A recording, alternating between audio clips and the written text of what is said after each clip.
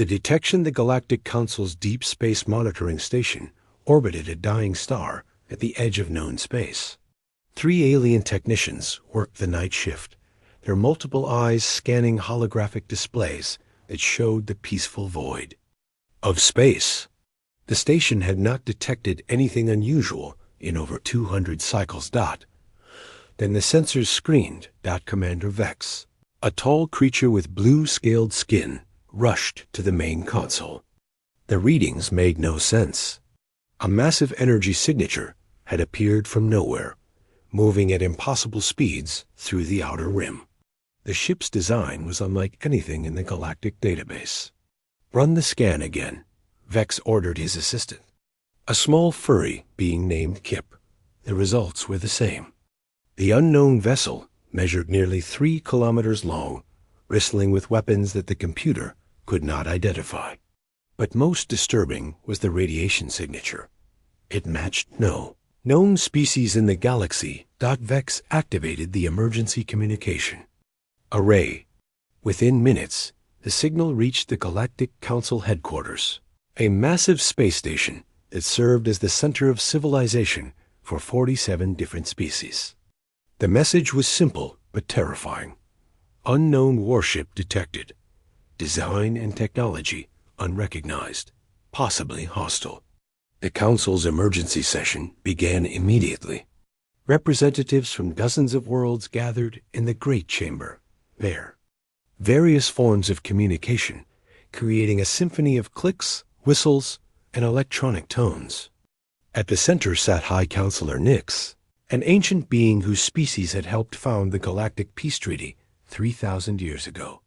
"Show us the data," Nyx commanded. The holographic display materialized above the assembly. The alien representatives fell silent as they studied the massive warship. Its hull was a dark metal that seemed to absorb light rather than reflect it. Strange symbols covered its surface, angular marks that looked almost primitive compared to the flowing scripts of galactic civilization. "Has anyone seen this design before?" Nyx asked. The silence stretched uncomfortably long. Finally, an elderly delegate from the outer colonies spoke up. "The radiation signature. It matches old legends.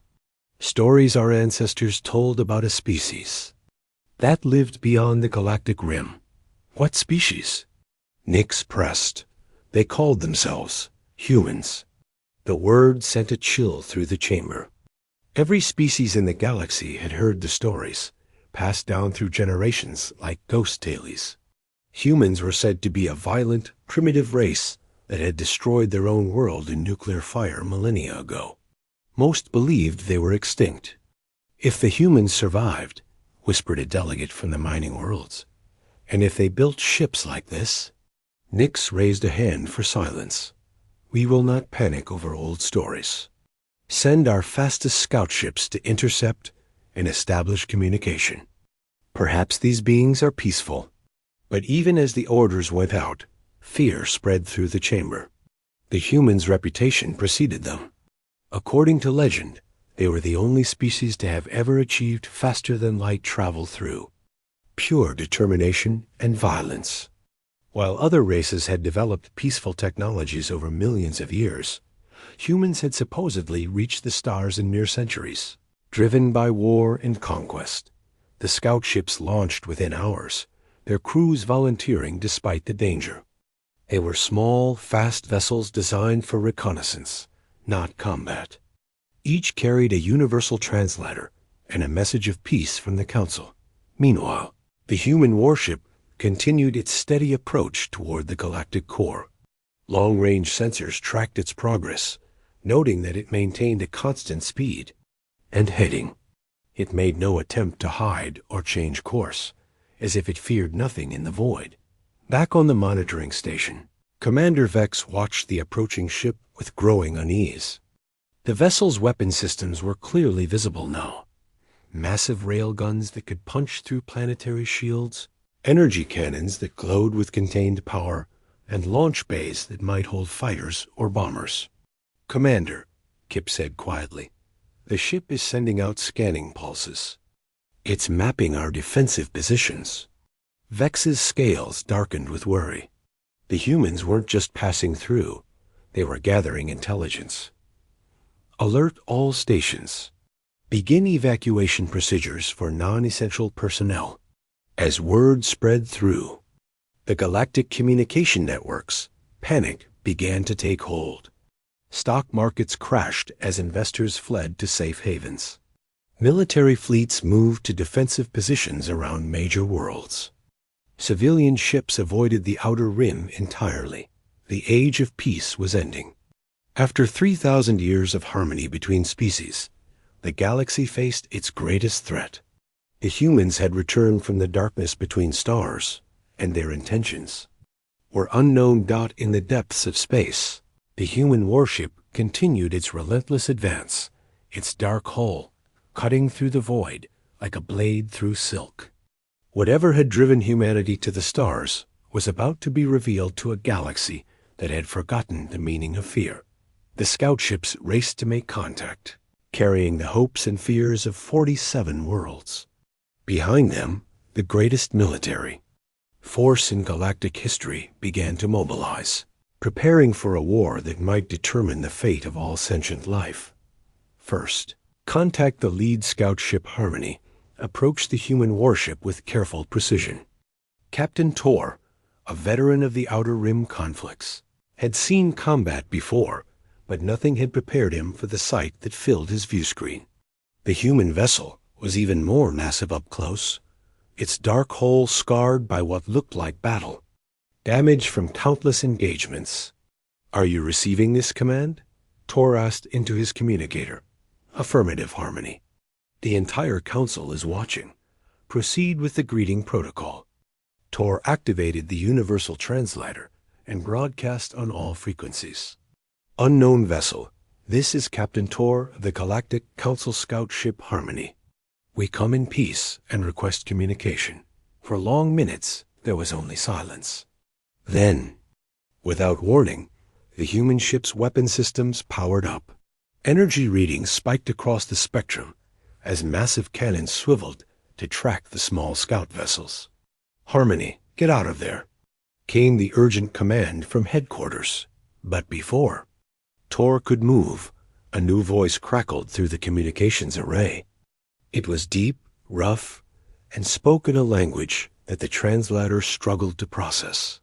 "This is Commander Jake Morrison of the Terran Heavy Cruiser Vengeance.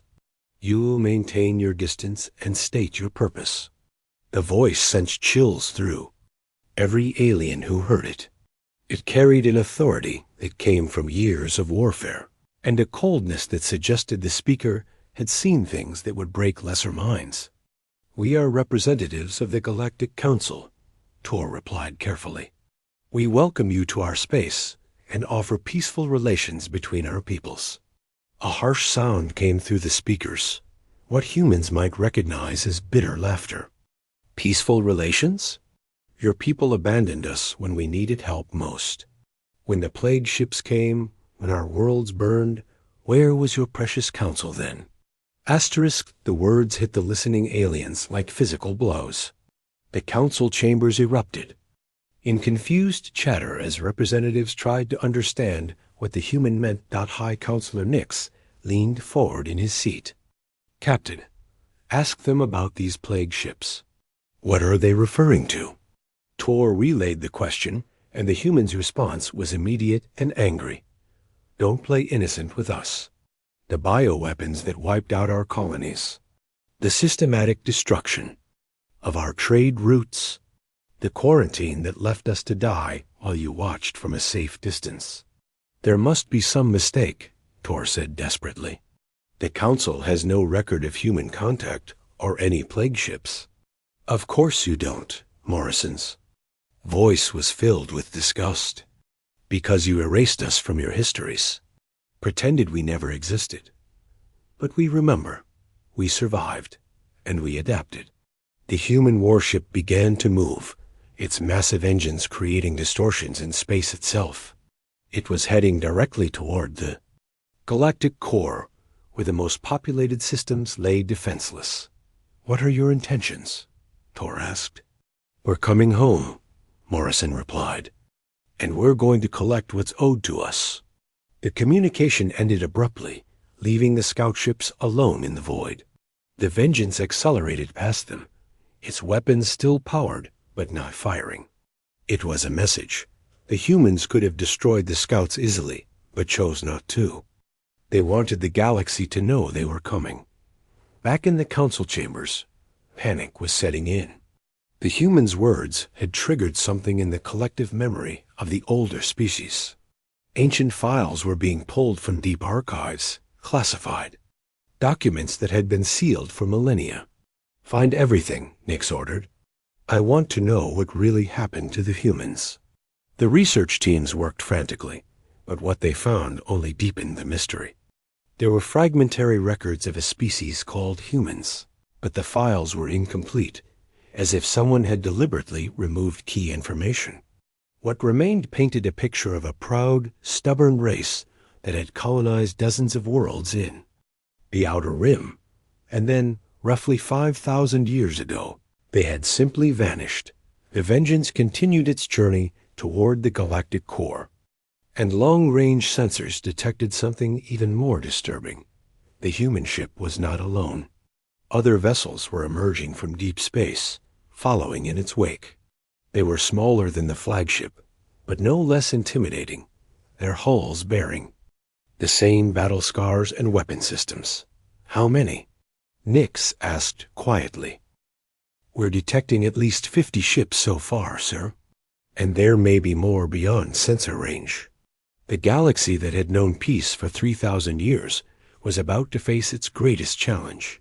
The humans had returned, and they carried with them the weight of ancient grievances and the technology to enforce their will as military fleets scrambled to defensive positions. One question burned in every alien mind. What had really happened to drive humanity to the edge of extinction? And what had they become in the darkness between stars? The answers would determine whether the galaxy survived its reunion with its forgotten children. Reckoning, the human fleet emerged from hyperspace in formation, their dark ships spreading across the outer systems like a plague of metal locusts. Each vessel bore the scars of battles fought in the void between galaxies, their hulls marked with symbols that spoke of survival against impossible odds. Commander Jake Morrison stood on the bridge of the Vengeance, watching the tactical display. As his fleet took position around the first inhabited system, the planet below was home to 3 billion aliens who had never heard of humanity, living in cities that gleamed with the prosperity of galactic civilization. "Sir," reported his weapons officer, "a woman named Lisa Park, whose family had died in the plague ships, were receiving multiple surrender offers from the planetary government." Morrison's expression didn't change. "Ignore them. We're not here to conquer worlds. We're here for answers." The Galactic Council's emergency fleet was already mobilizing, but they were scattered across dozens of systems. The humans had chosen their moment perfectly, striking at the gap between defensive positions. On the bridge of the Council flagship Unity, Admiral Rex coordinated the response. The massive vessel was a symbol of galactic cooperation, built with technology from every member species. Its crew of 2,000 represented the best of 47 worlds. "Status report," Rex commanded. "The human fleet has surrounded the Kalan system, but hasn't attacked. They're just waiting." Rex studied the tactical display. The human formation was perfect. They had isolated the system while maintaining clear escape routes. It was the work of experienced military minds who had learned warfare the hard way. "They want to talk," Rex realized. "Open a channel." Morrison's face appeared on the main screen, and Rex was struck by how human he looked. The stories had painted humans as monsters, but this was clearly a man carrying the weight of tremendous loss. "Admiral," Morrison said simply, "I assume you've had time to research what happened to my people." Rex nodded slowly. "We found fragments, pieces of the truth, but many records were classified above my clearance level. Then let me fill in the gaps. Morrison's voice was steady, but there was pain beneath the surface. 5,000 years ago, humanity was a thriving civilization. We had colonies on 40 worlds, trade relationships with dozens of species. We thought we were part of something greater. The bridge of the Unity fell silent as Morrison continued. Then the plague ships came. Not alien vessels, but our own transports, carrying bioweapons that had been specifically designed to target human genetics. Within months, 37 of our worlds were dead. The survivors fled to the outer rim, begging for help. Rex felt something cold settle in his stomach. The Council records show no such request, because the Council was the one that ordered the attack. The words hit like a physical blow. Around the bridge, alien officers stared in shock at the accusation. That's impossible, Rex protested. The Council doesn't engage in genocide. Morrison's laugh was bitter. The Council of 5,000 years ago was different. Humanity was expanding too fast, colonizing too aggressively. We were seen as a threat to the established order. So the older species decided to solve the problem quietly. On the planet below, the inhabitants watched in terror as the human fleet maintained its silent vigil. They had no idea they were witnessing the culmination of a conspiracy that had shaped galactic history. You have proof of this? Rex asked. The proof is in your own archives, Admiral. Classified so deep that most Council members don't even know it exists. But we know where to look. Morrison gestured, and the Vengeance began to move toward the system's capital world. The massive warship descended through the atmosphere, its hull scarred by battles that had forged humanity into something harder than steel. The survivors built a new civilization in the dark between galaxies, Morrison continued. We learned to be self-sufficient. We developed technologies that didn't rely on galactic trade networks. And we never forgot what was done to us. The human fleet began to assume attack positions, but their weapons remained powered down. This wasn't an invasion. It was a reckoning. What do you want? Rex asked. Justice. The truth revealed to every species in the galaxy. The real history of human extinction, taught in every school, and those responsible held accountable. Most of those individuals are dead, Commander. The Council that ordered the attack has been replaced dozens of times over. Then their successors will answer for what was done. The galaxy built its peace on the graves of my people. It's time that debt was paid. The Vengeance settled into orbit above the capital city, its presence a stark reminder that the age of galactic innocence was over. Below, billions of aliens began to learn that their civilization had been built on a foundation of genocide. Reckoning had begun. The truth revealed the archives of the Galactic Council were housed in a massive structure that orbited the capital world, its crystalline walls containing the collective memory of 47 civilizations. For 5,000 years, the deepest levels had remained sealed, protected by security systems that few beings in the galaxy could bypass. Commander Morrison walked through the corridors with a small team of human technicians, their equipment scanning the ancient storage systems. Behind them, a nervous contingent of Council officials followed, led by High Counselor Nix himself. The files you're looking for are in Section 7 Alpha, Dr. Maria Santos, the human team's chief archivist, reported. But the encryption is extensive. They didn't want this information to survive, Morrison observed, which means it's exactly what we need. The group entered a chamber filled with quantum storage matrices, each one containing petabytes of historical data. The humans worked with practiced efficiency, their equipment interfacing with systems that had been designed by their ancestors. Millennia ago. Got it, Santis announced. Authorization codes are still valid. Beginning data extraction. The first files that emerged painted a picture of a galaxy very different from the one that existed today. 5,000 years ago, the Council had been dominated by a small group of elder species who saw themselves as the rightful rulers of space. Humanity's rapid expansion had threatened their carefully maintained balance of power. Project Cleansing, Morrison read from the recovered documents. Biological weapon deployment against human settlements. Estimated casualties, 12 billion. Council officials listened in horrified silence as the full scope of the conspiracy was revealed. The plague ships had been built in secret shipyards, their crews sworn to secrecy. The bioweapons had been designed by the galaxy's finest scientists, working under the belief that they were creating defensive tools. This is monstrous, whispered Counselor Yex, a representative from the peaceful agricultural worlds. Our own people did this? Not your people? Morrison corrected. The council of 5,000 years ago. But the institution that ordered the genocide is the same one that rules today. The data continued to flow, revealing the cover-up that had followed. Human worlds had been redesignated as uninhabitable due to natural causes. Trade routes had been rerouted to avoid the dead systems. Within a generation, most of the galaxy had forgotten that humans had ever existed.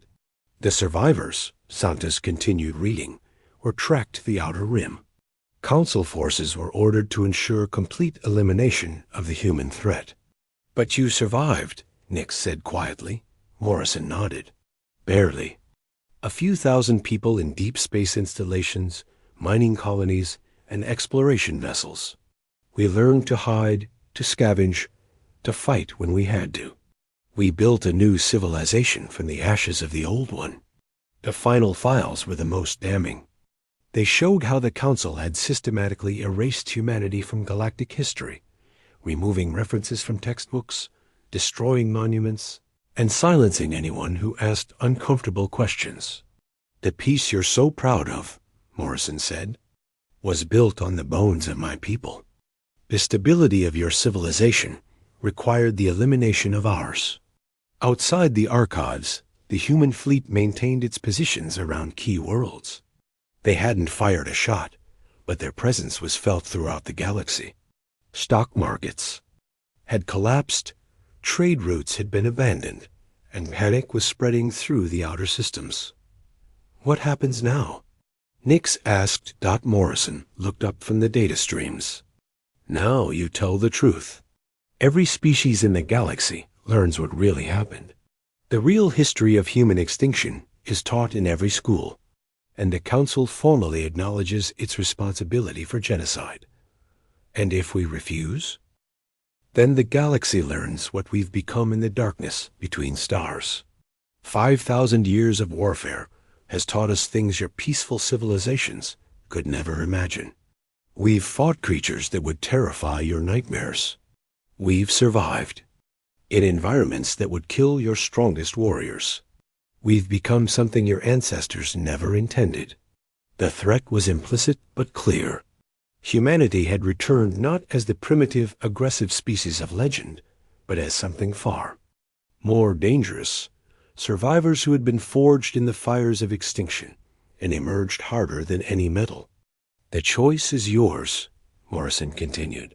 Justice through truth, or justice through other means. But one way or another, the galaxy will know what was done to us.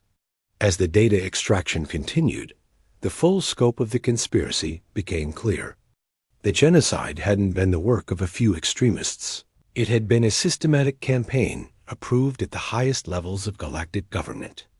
The peace that had lasted 3,000 years was built on a foundation of lies. The truth was finally emerging from the darkness, and it would change everything. The new galactic order, the broadcast went out simultaneously to every inhabited world in the galaxy. On screens in alien homes, in government buildings, and in the depths of space stations, the same message played, the complete historical record of humanity's extinction, presented without commentary or interpretation. Commander Morrison stood before the assembled Galactic Council, his uniform bearing the insignia of the Terran Survival Fleet. Around him, representatives from 47 species sat in stunned Silence as the weight of their civilization's greatest crime became clear. "The evidence is undeniable," Morrison said, his voice carrying across the vast chamber. 5,000 years ago, this council ordered the systematic extermination of the human race. 12 billion lives were ended to preserve the political stability of the galaxy. High Counselor Nix rose slowly, his ancient form seeming to age further with each word. "The records are overwhelming. The council of that era committed acts that violate every principle we claim to uphold. But those beings are long dead. How can we make amends for crimes committed by our ancestors?" "By ensuring it never happens again," Morrison replied. "By restructuring this council so that no species ever again has the power to erase another from existence. By creating safeguards that prevent genocide from being disguised as policy." The chamber erupted in debate as representatives argued among themselves. Some called for immediate acceptance of Morrison's demands. Others worried about the precedent of allowing a military force to dictate galactic policy. A few suggested that the crimes of the past didn't justify changing the present. Morrison waited for the noise to die down, then continued. "The human fleet currently surrounding your key worlds represents less than 1% of our total military capability. We have spent 5,000 years building a civilization designed for one purpose: survival. We have colonies in other galaxies, weapons that can crack planets, and the will to use them if necessary." The threat was clear, but Morrison's next words were unexpected. "But we didn't come here for conquest. We came here for justice. And justice doesn't require the destruction of your civilization. It requires its transformation." Over the following days, the negotiations were intense. The human delegation, led by Morrison and his diplomatic team, presented their demands. With the precision of a military operation, they wanted fundamental changes to the structure of galactic government, with new protections for minority species and transparent oversight of council decisions. "You're asking us to dismantle a system that has kept the peace for 3,000 years, argued Counselor Zeph from the core worlds. "A peace built on genocide isn't peace," replied Dr. Santos, who had become the lead human negotiator. "It's an armed truce held together by lies. The galaxy deserves better."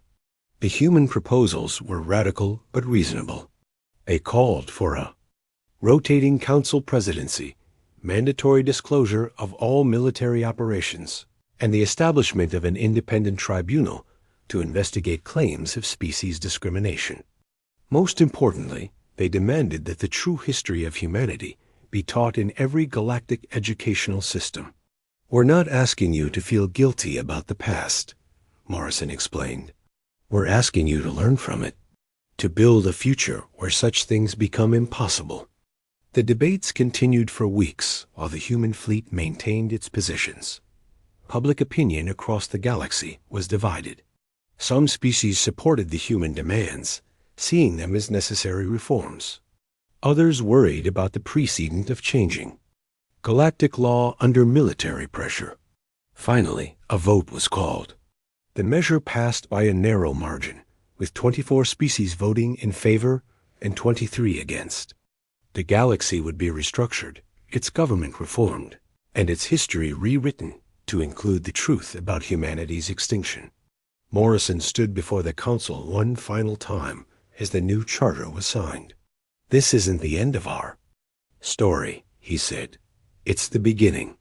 Humanity is returning to take its place in galactic civilization.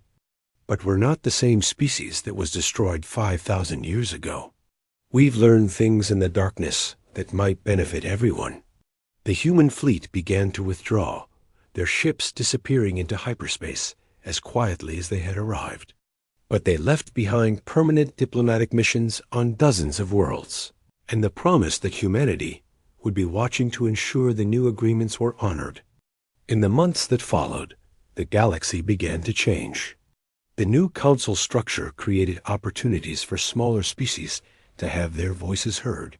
The historical truth about humanity's extinction led to other revelations about cover-ups and injustices. Most importantly, the return of humanity brought new technologies and perspectives that enriched galactic civilization. The age of secrets was ending. The age of accountability had begun. And somewhere in the darkness between stars, the rest of the human fleet continued its work, building a future where such tragedies could never happen again. The galaxy had learned that some debts, no matter how old, must eventually be paid. Asterisk.